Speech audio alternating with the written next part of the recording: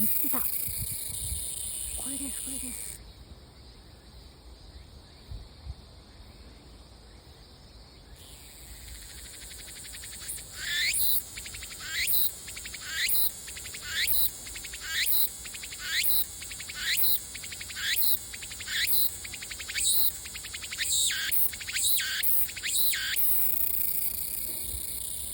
よかった、見つかった。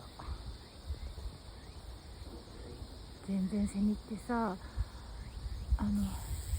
同じ木の色と同じ色だから絶対わかんないよね。そんな離れてたら。近づくと、ほら、いた。ここに。わかりますか？一番上の辺。すごいね。溶け込んでる。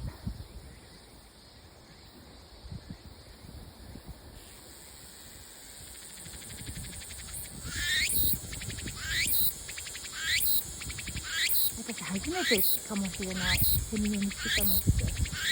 鳴いてるところ。下に降りてきてるね。すごい面白すぎる。す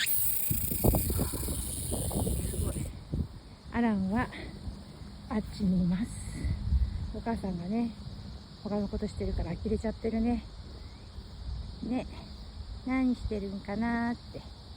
セミを見つけてたんだよ、アラン。お母さん嬉しい。セミが見つけられて。